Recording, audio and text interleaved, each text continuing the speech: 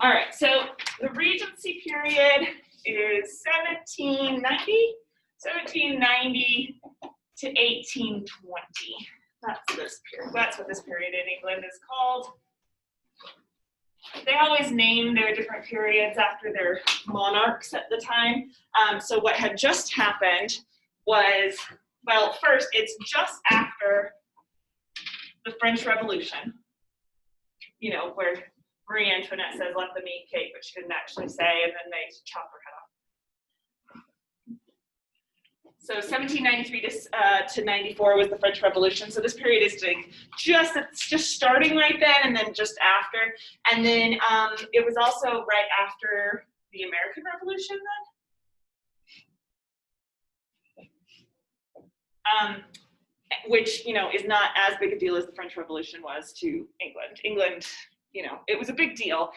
The king at the time, King George III, you know him from Hamilton, King George III lost power, and that was quite embarrassing for England, and he lost popularity because of that, but it was more of an embarrassment than anything, is how I understand it. And so he was like also going crazy at the time. Like, he was kind of famous for saying, instead of saying ladies and gentlemen, he said ladies and peacocks. And people were just like, what is going on with this guy? So he had to step down, and the Prince of Wales took over.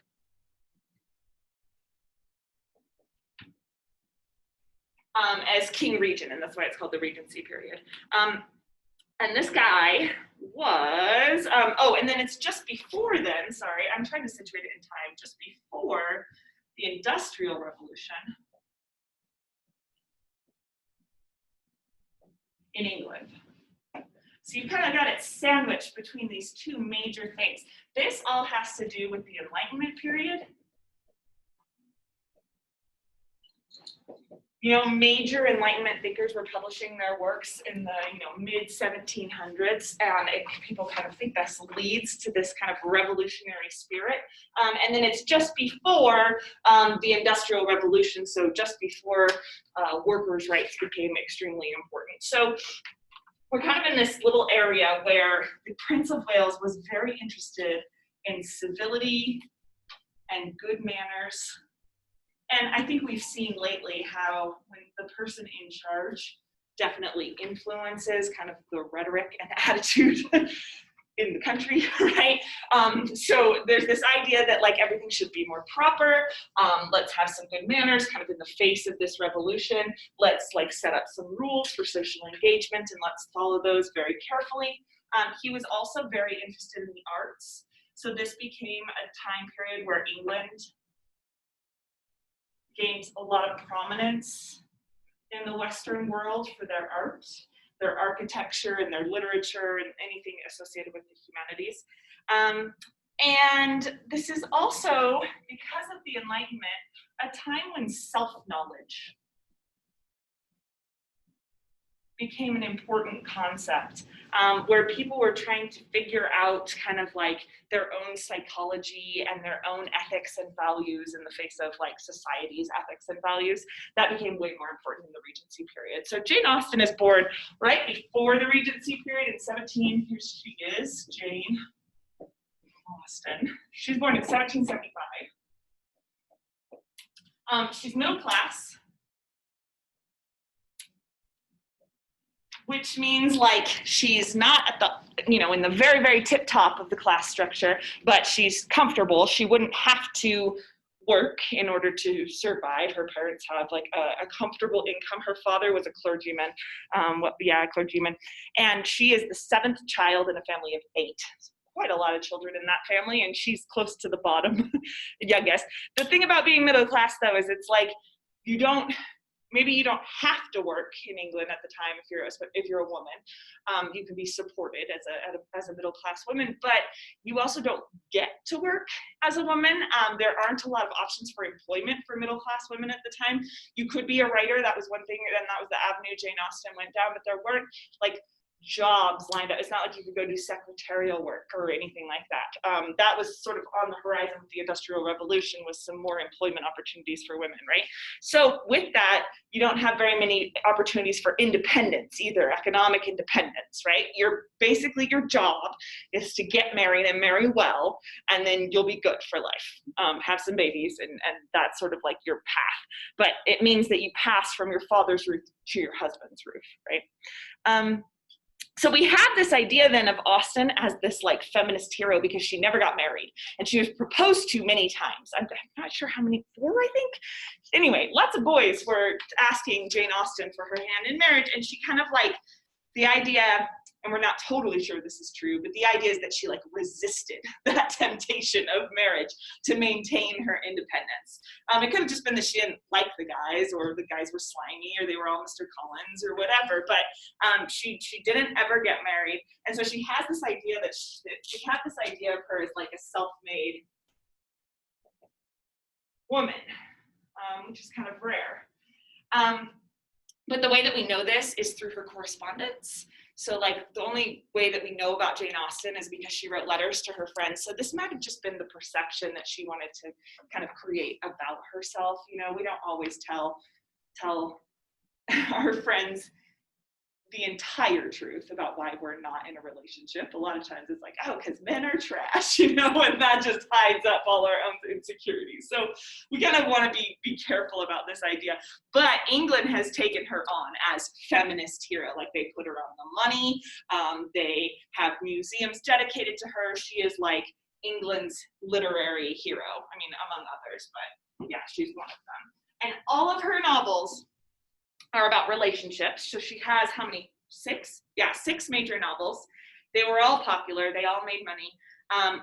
2 of them, though, were published after her death. All of them are about relationships. They're about dichotomies, again, between emotion and reason, between judging and misjudging, and between our personal desires and our duties to society. And that all of them kind of take a stance on one side of that or the other, but then it complicates that stance with multiple characters. So they're all comedies. They all end in what's called they're all a marriage plot, which means they all end in marriage. But they all have these different ways of going about kind of negotiating the ethics of those dichotomies. So what's better? Is it better to act on your emotions and marry for love?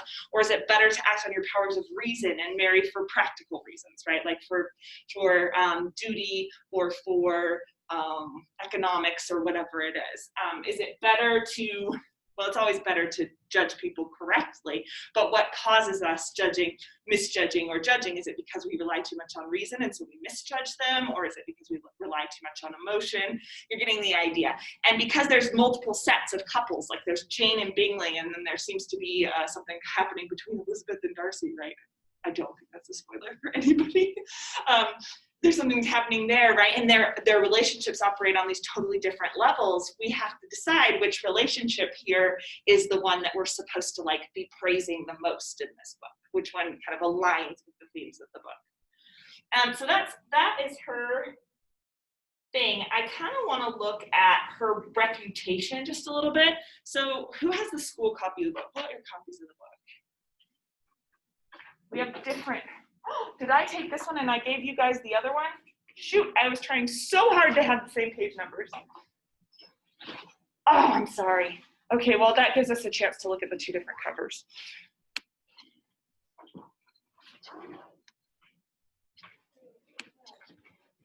Does anyone have their own copy and they have a different cover? Here, I'm going to grab you guys some promos so you can look at different covers.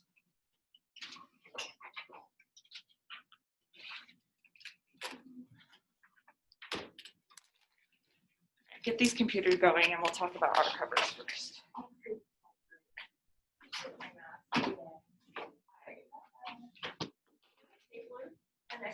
Do you just want another, like a paper mask? Yeah, okay. Okay, I think you'd rather have that than like staples in your face, right? Stapling in your face. It's really, really hard to like make all of us.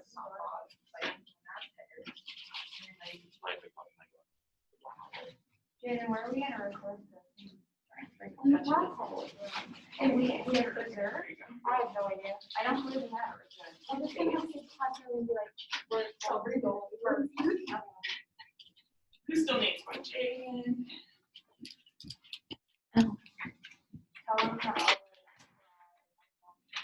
Yeah, I would be so uncomfortable if I started crying. It would be nice to everybody else, but if I started crying, people would no, it wouldn't. It'd be funny, actually. It would be so funny. All right, do a Google search for Pride and Prejudice book covers. And then let's talk about the ones you've got. So the one you have, what do you notice about that cover and what they've chosen to put on that cover? This is in the public domain, so anybody can publish Pride and Prejudice now, and anyone and everyone does. Gatsby's in the public domain as of like 3 days ago too. Did you hear about that? The Great Gatsby's public domain. So they have sorry, this is total tangent, but I'm excited about it. They have a prequel coming out already. I think Penguin Books has a prequel about Nick or Gatsby. I can't remember, Gatsby, I think. And everyone online is like, they gotta do a Muppets Gatsby.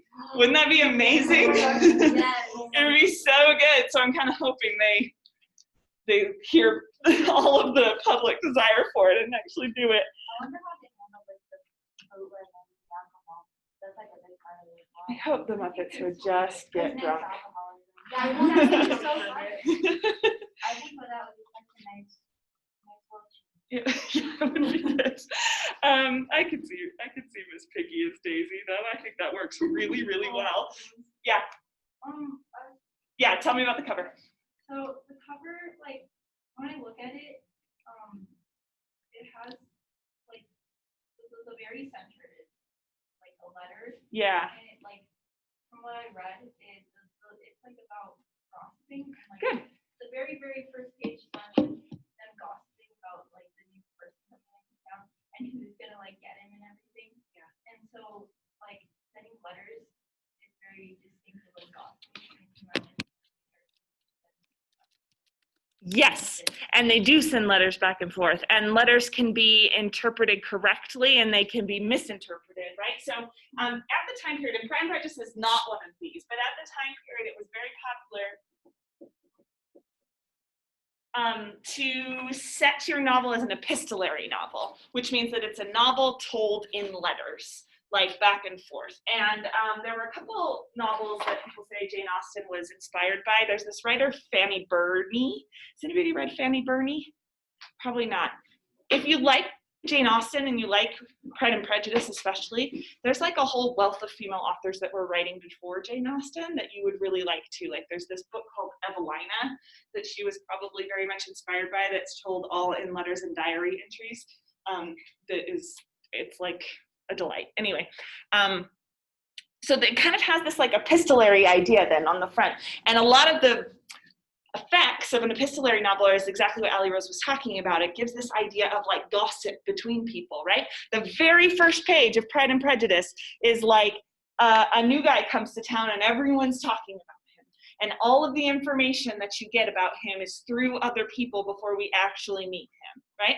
So then that kind of has that idea right here on the front. What else do you notice about the cover of your version of Pride and Prejudice? What do you think the tone? Oh, Kylie, yeah.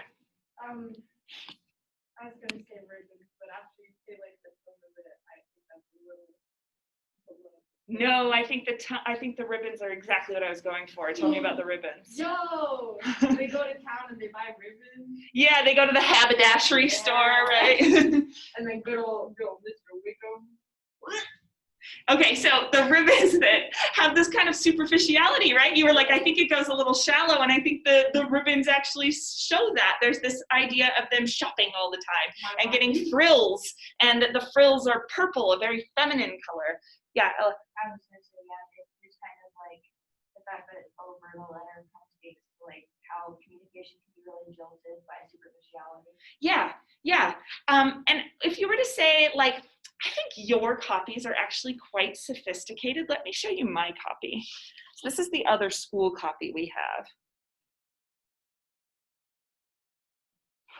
Can you see it back there?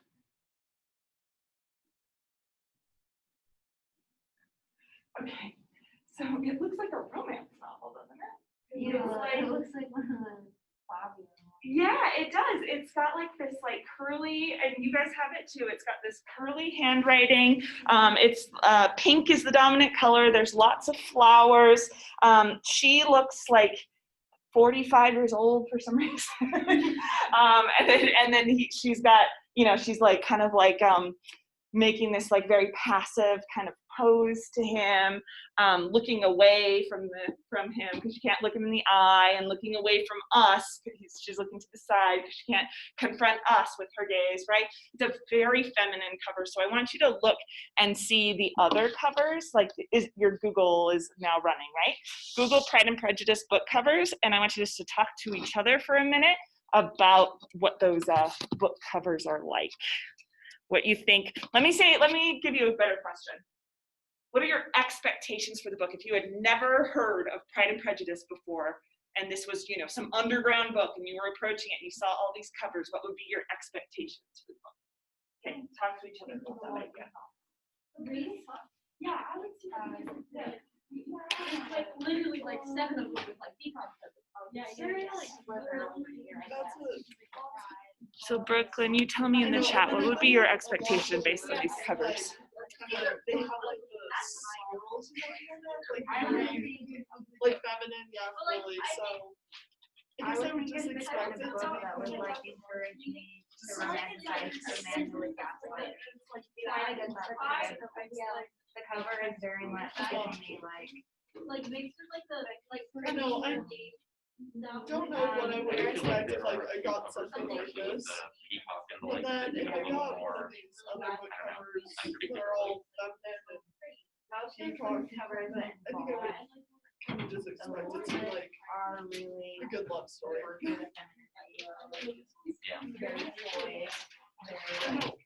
Y'all are like so old. Yeah, this one's kind of more like a smaller vibe, like, yeah. I think this one's a little different. I got stars. That one is giving me like, that one looks like, it looks like a Hitchcock film, like the way that the rear window. I wish I still had that one. Yeah. Yeah. It's like Halloween. Okay, tell me, what are your expectations for the book after looking at the cover of it? Peacock. It's going to be about peacocks?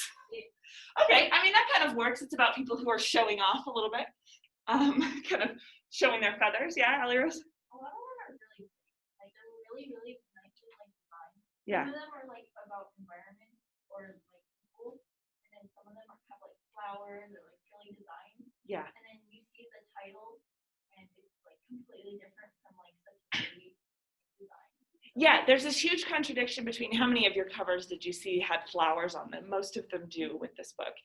There's this huge contradiction between the kind of frilliness and the title, which is like pretty harsh, Pride and Prejudice, right? Like it kind of sounds a little bit like it could be a legal thriller, that title, Like Pride John and Grisham. Prejudice, right? Yeah, like you could see a John Grisham book if the title hadn't already been taken. You could see a John Grisham book called this. It's very blunt, it's short, and it's like that word prejudice has this kind of legal feeling to it, and that contradicts maybe with the frilliness of it. Sam? Well, if we're going solely based off of the cover, then I expect Darcy to become a serial killer biker dude. Why? What is the cover that you're looking at? Yes, that's like an old-fashioned kind of like romance novel where we've got this like bad boy like hero to it, right? We're gonna talk about the bad boy hero next time, I think, or maybe the time after. But that was like, it's like you have to make Darcy look like tall, dark, and handsome and mysterious, right? Smoking cigarettes and wearing leather jackets for some reason. Yeah, the cover has been updated quite a lot. How many like modern covers did you see? Yeah, there's the one from the movies. There's the movie versions, but I've seen covers where they're like, they are like college students, you know, they've like updated it so it looks like it's from 2020. Any other expectations you have after looking at these covers? There's one with like Bollywood themes. Oh, that's good. I like that. Make it multinational. Is this one from like it looks like it's like in the 40s. Oh, that's a good one. It looks like a Nancy Drew kind of novel. Yeah. So it looks like more innocent and geared towards children almost. So when I told my friends that I was teaching Pride and Prejudice this year, I was like, I'm not doing Wuthering Heights this year because it's like, I thought we needed something a little bit light, and Wuthering Heights is all about like animality and sadism, and it's just like it's a very dark book. So I was like, let's do something light, and my friends were like, okay, but do you have any boys in the class? And I was like, yeah, I got some boys, not so much in this class. I've got Sam in this class, and the other class has quite a few boys actually. And they were like, do boys ever like Pride and Prejudice? It seems like it's so marketed towards women. And if you look at these covers that we all have, like that is what is marketed towards women, right? And that's what a cover is. It's marketing. It's not like Jane Austen is like choosing the cover of her novel. When she had it, it was just plain, either like in pamphlet form or just leather bound, right? But it kind of goes with the reputation of novels at the time. We like to think of these novels like these days. The novel is associated. Actually, these days it's more gender neutral, I think. But like think of like the American 70s, 60s, 70s, 80s, even like the whole American since the 1900s, the novel has been like very much male, right? You've got Fitzgerald and Hemingway and Carver and Norman Mailer, like they're almost like, these are guys that are like so male that they've almost gone into parody. Maybe not Fitzgerald, but Hemingway, you know, like this guy who like rents his own boat and goes and fights Nazis. Like it's almost a parody of masculinity, right? So a lot of times we think of these like the legitimate novel as masculine, but when Jane Austen was writing, it was mostly novel writing, not like fiction writing was mostly a female endeavor. And the novel had a terrible reputation. So the novel was sort of like reality television is now. Reading Pride and Prejudice would be like watching Real Housewives of Salt Lake now. Maybe not that extreme, definitely not that extreme. Maybe it's like more like watching The Bachelor, yeah. I do like watching The Bachelor now. And it's why when Collins, did we get to that part where Mr. Collins is reading to the, have you guys gotten to that part? Okay, I'm reading ahead, so I don't want to give away any spoilers. When Mr. Collins is like asked to read and somebody gives him a book and he's like, oh, this is from a lending library. Why would I read from this? It's like an insult to his masculinity. So he reaches for the sermons because sermons have a better reputation. So it's kind of like considered kind of, tawdry's not the right word because it's not like it was improper at all. It was just low entertainment a little bit. And it wasn't until later, much later, that Jane Austen was rescued and like held up. She was always popular, but now she's held up to these high literary standards and people consider her like the best. So that's something interesting to think about while you read it because you're thinking about all these like in and outs of relationships and so on. The other thing is though, I think the idea that this is a legal thriller, Pride and Prejudice, is actually not that far off. This is a book about property law. As much as it is about relationships, this is a book about property law. And so we have to learn about what entailments are and what a fee simple was and like all the ways that people owned and passed on property and what that like allowed in terms of agency. So I actually think that this is not as frilly of a book as all of these covers like think that it is. And covers like this, it's almost like relegated to this idea of chick lit. It's like it's historically accurate, but in 2020 no longer accurate, I think, to the way that we read this book. Anyway, so that's kind of like my little introduction to the novel. What I want you to do now though is to go back to that chick lit idea. Do we still use that term, chick lit? It was like 15 years ago, it was coined by a woman who was criticizing the idea that some books seem to be marketed for women and that because they're marketed for women, we see them as lesser than. Like some really, really good books, you slap a pink cover on that and suddenly it's in the trash pile, you know? And she was criticizing that idea and then people adopted that idea and now at bookstores you'll see chick lit sections, which I think is very interesting. Yeah, Ella. I think it's also mainly books that include or are centered around a romantic relationship. Yes. For whatever reason, men just really are appalled by that. Yeah, even though they seem to be just as concerned, right, with finding partners. Yeah. That's the thing about the rhetoric that I've never understood. Yeah. It's like, why is it that you would hear a romantic novel more towards women than towards men who arguably feel the same amount of romantic attraction for women, sometimes more? Right. It's interesting. Yeah, it is interesting. Yeah, Ellie Rose. Like, I've come to like realize that like, I don't know, like, but in general, guys usually don't know as much about romance as girls do. Like, they don't pick up on romantic stuff. Mhm. And it's really like, it's really annoying when that happens. And Which is an idea that Austen capitalizes on. You're going to read in the next section how she handles Collins and his sort of like obtuseness and not understanding relationships at all. But she also defies that idea because Darcy and Bingley are way attuned to social relationships and what's appropriate and what's not, and how to get a good wife. Maybe to the same extent as the girls are, but without the economic necessity that the girls have, which I think is interesting. It takes it out of like women be love in relationships, like they love to talk about boys. It takes it out of that realm and it puts it in this economic realm where it's like, yeah, if they don't, what are they supposed to do? So that's their job. Their literal job is to figure out how to get a man. Yeah, Ella. And that's another thing about it is that the women in this novel aren't necessarily, with the exception of like, who's the lady who's like obsessed with Darcy? Oh, Miss Bingley, his sister. I forgot her first name. Yeah. Yeah. It's Caroline. Yeah. Caroline It's Bingley. interesting because it seems to me that the men are actually more motivated by romantic feeling than the women are. Women are mostly like married. They're mostly more pragmatic and Yes. more with the economic necessity. Yes, absolutely. Which is why this whole rhetoric of like the women in this book are really frilly and like motivated entirely by their feminine desires rather than it's interesting. Yeah. That's actually not at all what I think. Because if we're gonna say writing about. that emotions are more feminine, like these romantic emotions are more feminine, then it is the men in the book that seem to have those more, right? Yeah. Right, exactly. Okay, so what I want to do then, I do want to stick with this idea though that it is kind of like a chick lit kind of idea, which is that this book, has anybody ever heard of the Bechdel test? The Bechdel test is that it's in a movie, it's technically for movies. If you have two women that are talking to each other on screen about something that is not about men, then it passes the Bechdel test. This book does not pass the Bechdel test. They talk about men constantly. So this is a book about relationships, right? It's also a book about law, but it's a book about relationships. So what I want to do is I want you to think of, let's have this discussion. Let's do this first. Sorry, I'm going in order here.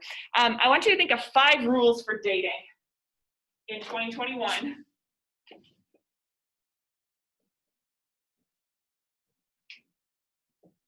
I guess in 2021, at least at the beginning of the year, it's like, don't do it social distance, but let's pretend there's no pandemic. There we go. 5 rules for dating in 2019 versus 5 rules for dating in the Regency period. So what I want you to do is kind of list these out. You might think of yourself as writing a piece for Cosmopolitan magazine. 5 rules, like social rules that you should have. Like, I don't think it's anymore the case that we have to wait for men to ask us, right? Like, there's different but there are still rules for 2020, definitely. Yeah, Elira. I'd say for like now, we need to like more communicative and like tell each other our opinions. Good. Yeah, I'm gonna have you do this in partners. But yeah, I think that is definitely important. And you might think about how we are supposed to communicate. Like, it seems like something with phone calls versus texts should be important, like when you're allowed to call versus text. Anyway, then you're gonna think of 5 rules for dating in the Regency period. But what I want you to do with this one is I want you to find at least 3 pieces of textual evidence to back this up. So find places where people are either criticizing someone for not following the rules or when they do something that is expected of them for the period. Does that make sense? Okay, you could do this alone. No, it's more fun to do dating stuff in pairs. So I'll have you guys do pair, and then I gotta break up wait, how have you guys been doing it? You three, and you two? Perfect, let's just do that. You three, and you two. But I want you to write it down on a piece of paper with both your names on it. Does anyone need paper? Alright. Should I just type it into the chat? I'm a little scattered. I've got so many things to say. Mondays and Mondays. No, I like Mondays. I love that phrase so Oh my much. God, I have a question. Stupid. I have a I'm question. also Yeah. So, example the that you class did in report One second, for break December that. 16th and 17th, it still said submitting a paper. Do you want me to just share it? remember, I Did you literally see was it's about not to into- every Will you do that? Yeah. So everyone should have heard that. I got into by accident. Like I haven't started dating somebody. Okay, Brooklyn, I'm gonna have you do this on your own in the chat box. It's 5 rules for dating in 2020 and then 5 rules for dating the Regency period, but you need to find at least 3 pieces of evidence to back up the Regency period. Here, I'll write it down. Ready?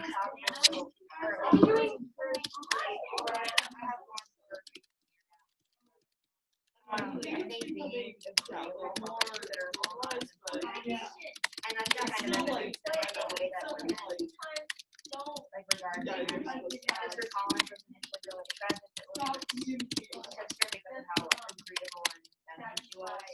So I think a lot of them really don't like Elizabeth because of how open and cool. So they get to use their dark dating symbols. It was agreeable, yeah. It was agreeable. But I would say almost